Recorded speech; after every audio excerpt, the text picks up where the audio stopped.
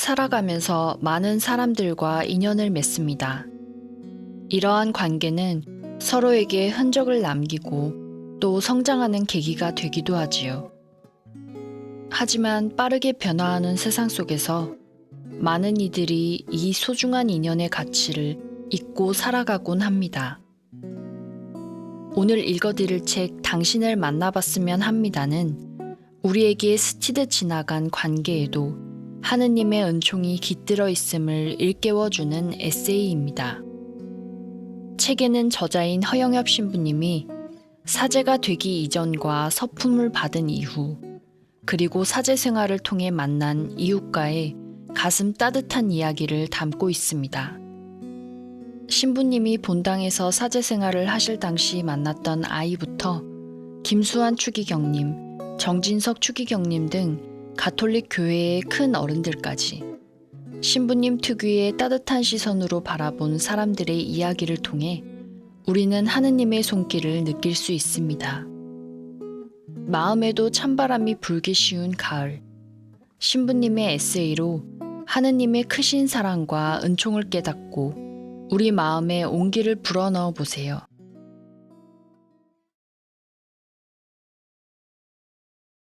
머릿말. 기억할 수 있다는 은총. 지하철을 탔을 때였습니다. 대학생으로 보이는 학생이 열심히 책을 읽고 있었습니다.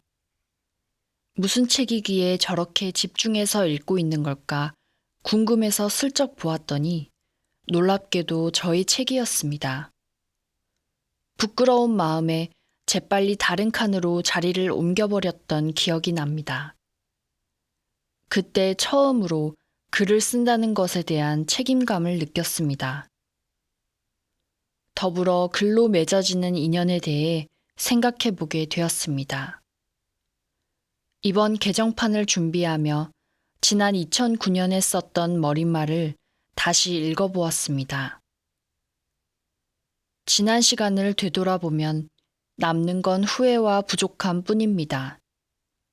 그래도 하느님의 은총이 있었기에 지금의 제가 있음을 고백하지 않을 수 없습니다.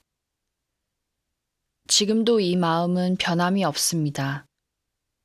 원고를 다시금 묻고 보니 제 삶에 함께 하시는 하느님의 숨결을 느끼게 됩니다. 또 사랑과 은총으로 함께 해주신 많은 분들이 계셨음을 깨닫게 됩니다. 그분들 덕택에 부족한 제 자신이 지금의 꼴을 갖추게 된 게 아닐까 싶습니다. 몇 분은 이미 하느님 품에 안기기도 하셨지요. 초판 때에는 김수환 추기경님을 떠나보냈던 이야기를 실었는데 이번에는 정진석 추기경님을 보내드리게 되었습니다. 다가온 죽음을 충실하고 용감히 준비하시던 모습이 떠오릅니다. 생의 마지막을 준비하는 이의 얼굴이 그토록 평화로울 수 있음에 경이로움을 느꼈습니다. 나는 훌륭히 싸웠고 달릴 길을 다 달렸으며 믿음을 지켰습니다. 라고 고백하던 바오로 사도처럼 주어진 삶을 힘껏 사랑했던 이들에게 주어진 특전이 아닐까 생각해 봅니다. 그분들을 기억하며 지나온 제 삶에 새겨진 은총의 순간들을 떠올려 봅니다. 프랑스의 화가이며 시인인 마리 로랑생은 잊혀진 여인이라는 시에서 죽은 여인보다 더 가엾은 여인은 잊힌 여인이라고 이야기했습니다. 기억은 하느님께서 인간에게 주신 선물입니다. 인간이 무언가를 기억하는 한 관계의 실타래는 끊어지지 않고 계속 이어지고 있습니다. 그 실타래를 다시금 풀어보며 제가 받았던 은총을 되새길 수 있음에 감사할 뿐입니다. 이제는 기억 속에 남겨진 이들, 또 잊힌 이들을 위해 기도합니다. 허영엽 마티아 신부. 1. 느끼다. 그때 그 꼬마 성인. 고해성사 때에는 눈물과 웃음이 절묘하게 교차되곤 한다.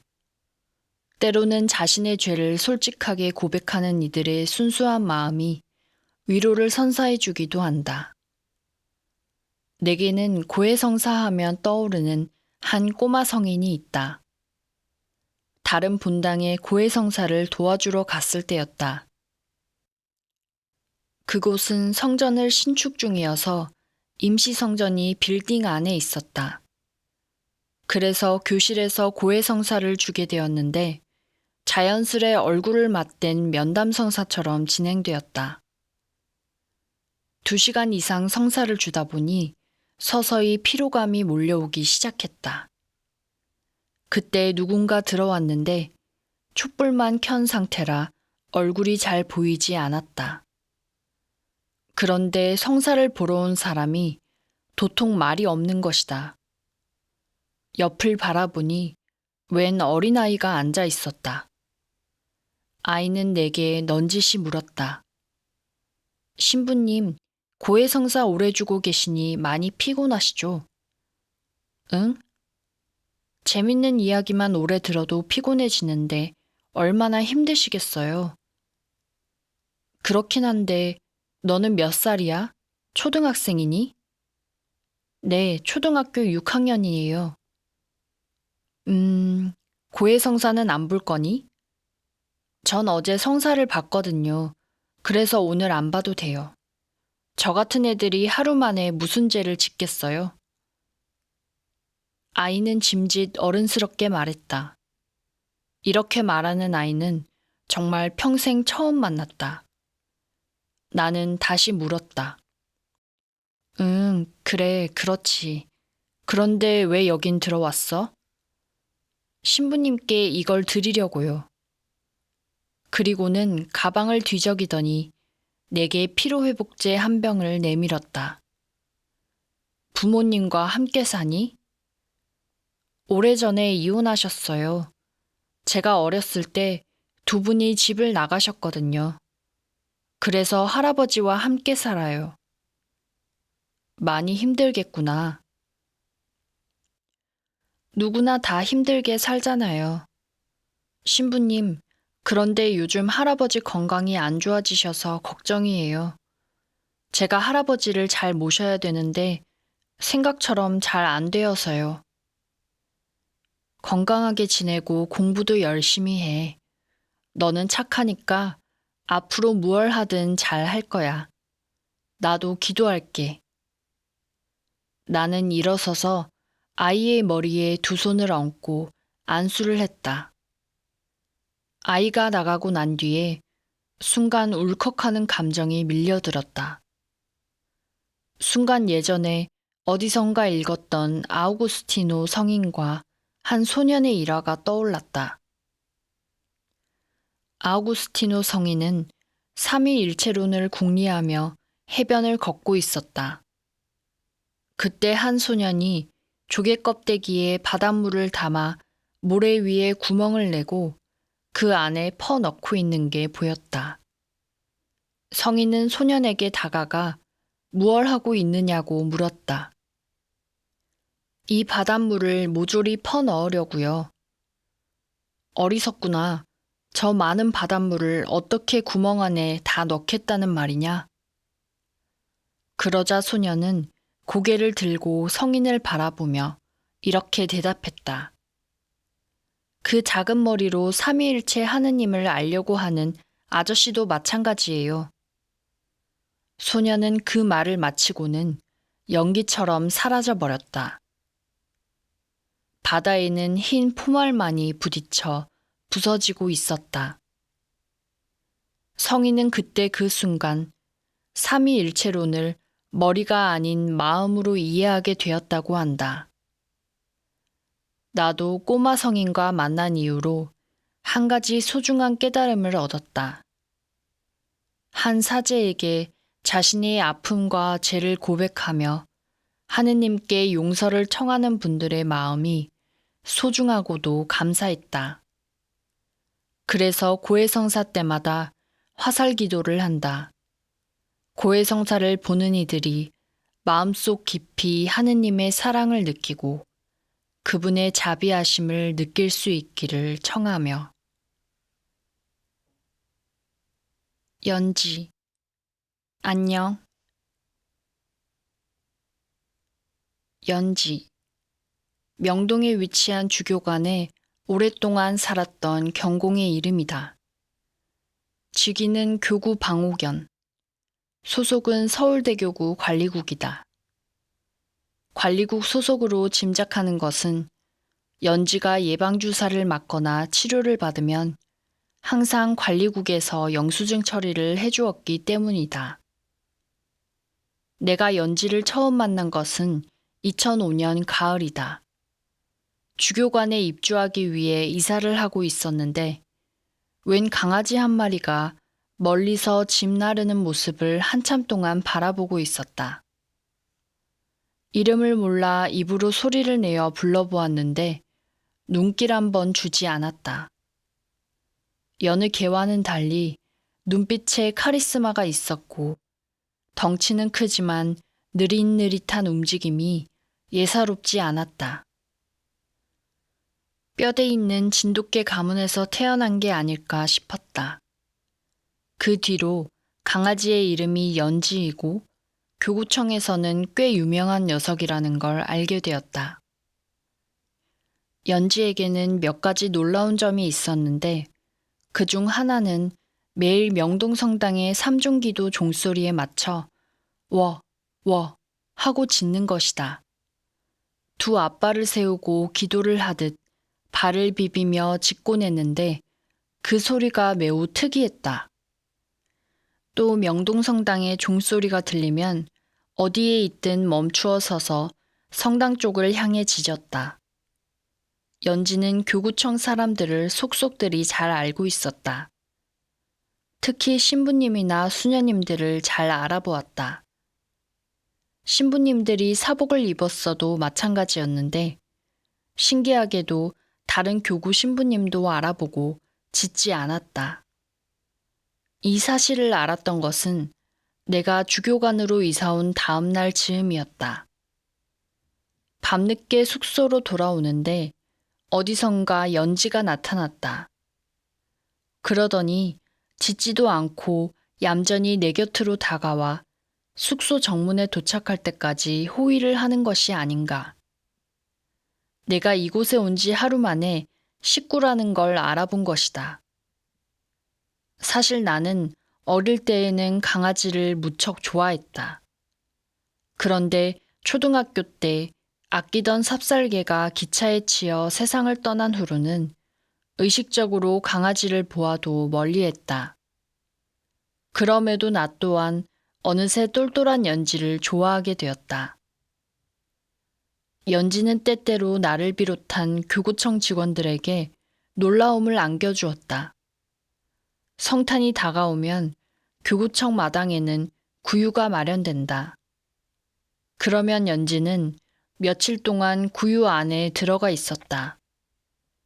하지만 아기 예수님을 모신 후에는 절대 그 안에 들어가지 않았다.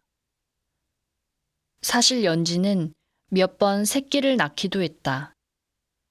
애견센터로 가거나 신자에게 입양되기도 했지만 그 뒤로 더 이상 새끼를 낳지 못했다. 다시 교구청으로 돌아온 연지는 한동안 시름시름 앓기 시작했다. 잘 움직이지도 않고 밥도 먹지 않았다. 누군가 개 우울증이 아니냐고 했다. 그러다 겨울 즈음에는 몸이 아주 약해져 아예 누워서 지냈다. 사람들을 쳐다보지도 못하고 잘 걷지도 못했다. 수의사는 연지를 진찰해 보더니 마지막 준비를 해야 한다고 말했다. 그러던 어느 날 출근하다가 가톨릭 회관 앞에 누워있는 연지를 보게 되었다. 나는 다가가 연지 하고 불러보았다. 그러자 연지는 간신히 나와 눈을 한번 맞추고 고개를 숙였다. 눈물도 많이 흘린 것 같았다. 나는 안타까운 마음에 머리를 몇 번 쓰다듬어 주었다. 그런데 이날이 연지와의 마지막 만남이 되었다. 그날 저녁쯤에 혈압과 당 수치가 너무 많이 올라가 혼수 상태에 빠졌고 곧 세상을 떠났다. 연지는 오랜 시간 동안 주교관에 머무르며 교구청 직원들과 신부님들의 사랑을 듬뿍 받았다. 또한 많은 기쁨과 묵상거리를 제공해 주기도 하였다. 모름지기 누군가에게 사랑받는 것은 자기 할 나름이라고도 한다. 흔히 사람들은 무언가를 개에 비유하곤 한다. 하지만 도리어 우리가 개에게 배울 점도 있다. 나는 연지와의 만남으로 이를 깨닫곤 했다. 연지는 몸집도 크고 체력도 강했지만 온순하고 얌전해서 한 번도 사람을 문 적이 없다. 그리고 항상 먼저 꼬리를 흔들며 인사를 건넸다. 사람들과의 거리도 잘 지켜서 자기 자리가 어디인지 잘 알고 있었다. 살아있는 동안 많은 이들에게 사랑에 관하여 가르쳐 주었던 연지는 나중에 용인에 있는 서울대교구 성직자 묘지 근처에 묻혔다. 죽은 뒤에도 신부님들 곁에서 함께하고 싶었던 걸까? 지금도 가끔 명동성당의 종소리를 들을 때마다 연지가 떠오르곤 한다. 영원한 명동의 수호견으로 기억될 연지야. 안녕.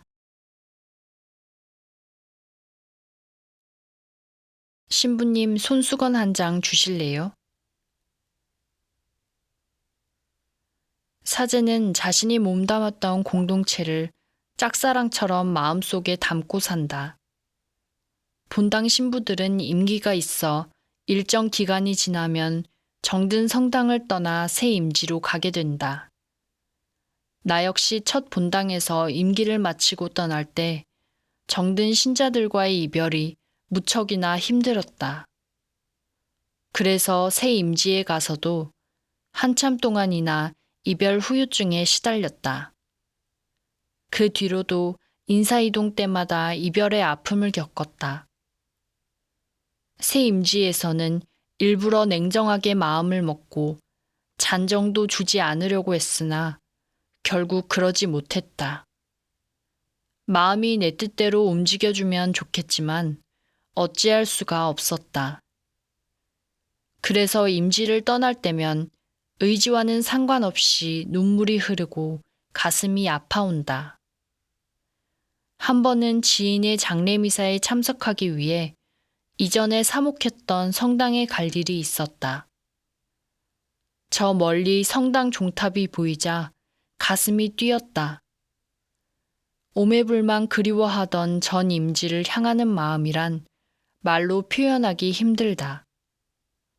그러나 대개 몇 개월, 몇 년이 지난 뒤 전에 있던 임지를 방문하면 설레던 마음은 상처를 받게 된다. 내 머릿속에는 모든 것이 이별할 때 그 시간에서 멈추어 있기 때문이다. 추억하는 장소도 대개는 없어지거나 모습이 바뀌어 있고 신자들도 모르는 얼굴이 많다. 사람도 건물도 모두 변해 낯설기만 하다. 그래서 돌아오는 길에는 무언가 소중한 것을 잃어버린 것처럼 슬프고 우울하기만 하다. 시간이 흐르면 모든 게 변하는 것이 당연한 일인데도 말이다. 그럼에도 살다가 힘이 들 때 소중한 지난날의 추억을 떠올려 보면 어느새 행복에 젖어든다. 그래서 사제는 신자들의 사랑과 기도를 먹고 사는 존재라고 하는가 보다. 1989년부터 5년간 사목했던 구파발 성당을 떠날 때였다. 마지막 고별 미사가 있는 주일 내내 초등학교 4학년인 복사 한 명이 하루 종일 뇌 뒤만 졸졸 따라다녔다. 그 아이는 내가 구파발 성당에 처음 부임했을 때에 신자 대표로 꽃을 주었던 화동이었다. 그때는 유치원도 들어가지 않은 어린아이였는데 어느새 키도 훌쩍 크고 늠름해졌다. 그동안은 내게 눈길 한번 주지 않더니 막상 떠난다고 하니 내심 섭섭했던 모양이다. 그래서인지 오후까지 성당 마당에서 신자들과 마지막 인사를 하고 있는 내 수잔자락을 잡고 놓지를 않았다. 엄마에게 끌려 늦은 점심을 먹으러 가더니 저녁 무렵에 또다시 성당에 나타났다. 결국 밤이 되었는데도 집에 안 간다고 고집을 부리는 아이에게 야단을 쳤다. 야, 이 녀석아, 이제 집에 가야지. 하루 종일 공부도 안 하고 성당에 와서 뭐 하는 거야? 나는 짐짓 아이의 마음을 모른 척하며 야단을 쳤다. 내일 가시면 다시는 신부님을 못 만나잖아요. 그러면서 눈물이 그렁그렁한 눈으로 나를 빤히 쳐다보았다. 금방이라도 눈물이 쏟아질 듯한 눈망울을 보자 하루 종일 참았던 감정이 치밀어 올라 갑자기 눈물이 주르륵 흘렀다. 그러나 아이에게 눈물을 보이지 않기 위해 돌아서면서 소리쳤다. 그래도 이제는 집으로 가. 사제관 문을 쾅 닫고 들어와서도 눈물이 멈추지 않았다. 눈앞에는 구파발 성당에서 보냈던 지난 5년간의 추억이 영화 필름처럼 돌아가고 있었다. 한참이 지나 사제관 초인종이 울렸다. 나가보니 아이가 다시 와 있었다. 내가 뭐라 말하기도 전에 서둘러 말했다. 신부님, 저 이제 집으로 갈게요. 그런데 한 가지 부탁이 있어요. 신부님이 쓰시던 손수건 한 장만 주세요. 그 손수건을 보면 신부님 생각이 날 테니까요. 내 손수건을 들고 어둠 속으로 사라지는 아이의 모습이 시야에서 멀어진 후에도 한참 동안이나 멍하니 서 있었다. 2008년 말 즈음에 구파발 성당 미사에 가게 되었다. 그때 내게 손수건을 달라고 했던 그 아이의 어머니를 만날 수 있었다. 내가 아들의 안부를 묻자 자매님의 눈시울이 갑자기 붉어졌다. 군 제대를 한 후 얼마 지나지 않아 자동차 사고를 당해 갑자기 세상을 떠났다는 것이다. 프란치스코가 신부님을 참 좋아했어요. 신부님이 성당을 떠나시던 날 집에서 얼마나 슬퍼했는지 몰라요. 머릿속이 멍해졌다. 지금도 눈을 감으면 떠오른다. 구파발 성당에 처음 도착했을 때 꽃을 들고 내게로 아장아장 걸어오던 프란치스코의 모습이. 프란치스코야, 난 네 어릴 적 모습만 생각난단다. 어른이 된 모습을 본 적이 없으니까. 난 항상 궁금했단다. 네가 어른이 되어서도 내 손수건을 간직하고 있는지 말이다. 이젠 부질없는 생각이 되었지. 그렇지만 네가 내 손수건을 가지고 기뻐하던 그 모습은 영원히 잊지 못할 거야. 편안히 잘 쉬렴. 하느님께서 보내주신 천사. 신학교에는 각 반마다 조금 독특한 학생이 한 명씩 있다. 그들의 특징은 기도를 아주 열심히 하고 신학교 생활을 철저히 한다는 것이다. 공동체가 함께 저녁 기도를 바친 뒤에도 성당에 남아 한두 시간 정도 기도를 더 하고 숙소로 돌아가기도 한다. 전설처럼 내려오는 이야기에 따르면 중세시대 수도자처럼 1년 내내 단식을 했다거나 신발에 작은 돌을 넣고 다니는 경우도 있었다고 한다. 이런 신학생을 상투스라고 부른다. 상투스는 라틴어 형용사로 거룩하다는 뜻이다. 우리는 상투스 신학생을 부러워하고 우러러 보면서도 한편으로는 조금 시기하는 마음을 담아 이렇게 부르곤 하였다. 우리 반에도 상투스가 있었는데 그 친구는 매일 다른 사람과 함께 기도를 했다. 그래서 그런지 그와 마주치면 도망가는 친구들도 있었다. 그는 주로 십자가의 길을 바쳤는데 나도 한 번은 함께 했다. 사실 십자가의 길은 빨리 끝내면 30분 정도 걸린다. 그런데 친구는 한 처 한 처를 지날 때마다 눈을 감고 오랜 시간 동안 묵상을 하는 게 아닌가. 긴 시간 동안 선체로 기도를 바치자니 발이 쥐가 나는 것만 같았다. 실은 그 친구와 십자가의 길을 바치고 난 다음에 기도하면서도 죄를 지을 수 있구나 라는 생각에 바로 고해성사를 보았다.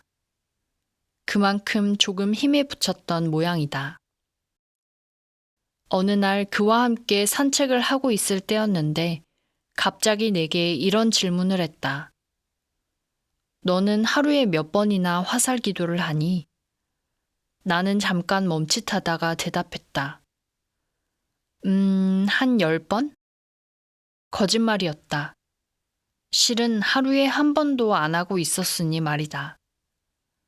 갑자기 자존심이 좀 상하기도 해서 약간 불맨 소리로 물어보았다.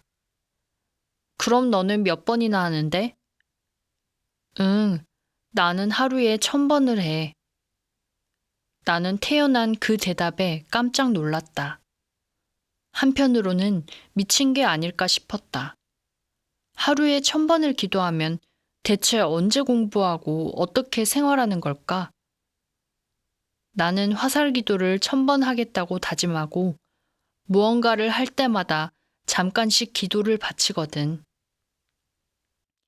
그 말을 듣는 순간 마치 종이 울리듯 머릿속이 멍해졌다. 누군가를 위해 늘 기도하고 있다는 친구가 존경스러웠다.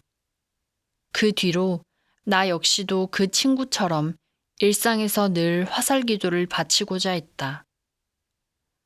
누군가를 만날 때에는 은총을 청하고 텔레비전에서 안 좋은 사건을 보게 되면 용서를 구하며 기도하기도 한다.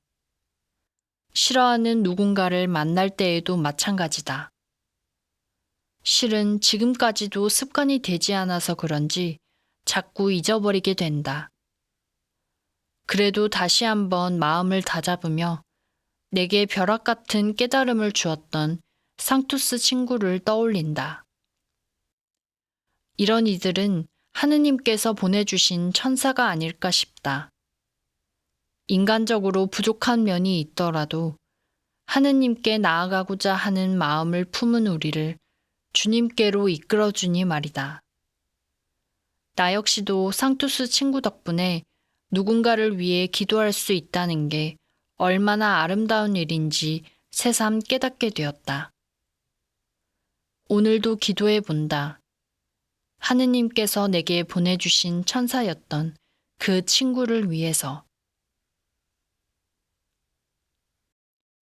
잊지 못할 축제 소동. 신학교 1학년 때였다. 봄에 열릴 학교 축제에서 1학년은 가장 행렬과 꽁트를 준비해야 했기에 축제 준비를 위해 1학년 전체가 모여 회의를 하게 되었다. 누군가 대본을 써야 하는데 서로 눈치만 보고 있었다. 그런데 누군가 갑자기 나를 지목하며 말했다. 영엽아, 네가 써봐. 너 학보사 기자잖아. 기자는 기사를 쓰는 거지. 대본을 어떻게 써? 자, 허영엽이 대본 쓰는 것에 찬성하는 사람은 박수. 친구들은 내 말을 듣지도 않았다. 신학교에서는 누군가에게 무언가를 시킬 때 재빨리 박수를 치면 끝이다. 나는 어쩔 수 없이 쉬는 시간마다 노트에 대본을 조금씩 쓰기 시작했다. 가장행렬은 성경에 나오는 인물들을 중심으로 아담과 하와 같은 주요 인물들뿐만 아니라 동물들도 총출동시켰다. 문제는 꽁트 대본이었다.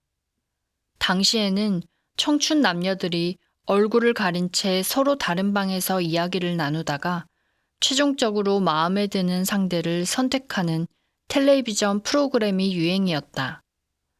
우리는 그 프로를 따라서 꽁트를 만들기로 했다. 나와 친구 한 명이 사회자를 맡았고 2명은 남녀로 분장했다. 대사는 당시의 웃음 코드에 맞추어 조금은 유치하지만 나름 재미있게 구성해 보았다. 대사가 정확히 기억나지는 않지만 중간에 웃음이 여러 번 터졌던 기억이 난다.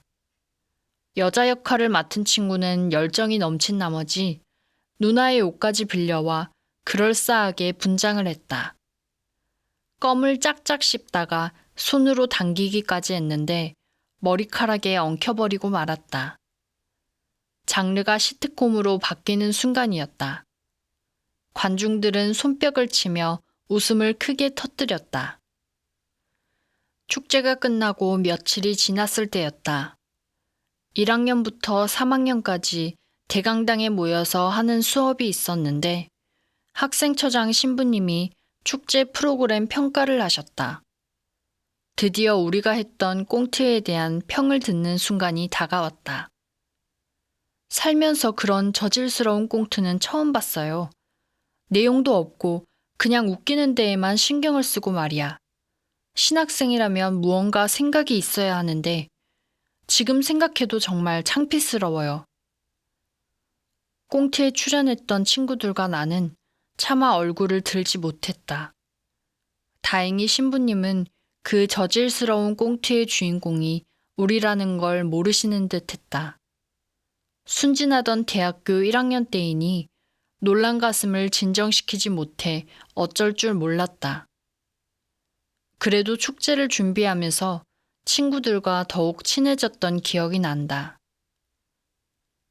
심오한 메시지는 없는 가벼운 꽁트였지만 지금 다시 준비한다 해도 별반 다르지 않을 것 같다. 재미도 있고 내용도 고품격인 그런 작품이었다면 우리는 신부가 아니라 인류 작가나 배우가 되지 않았을까? 그 시절 잊지 못할 꽁트의 주인공이었던 친구들은 지금은 모두 점잖고 훌륭한 중년의 사제가 되었다.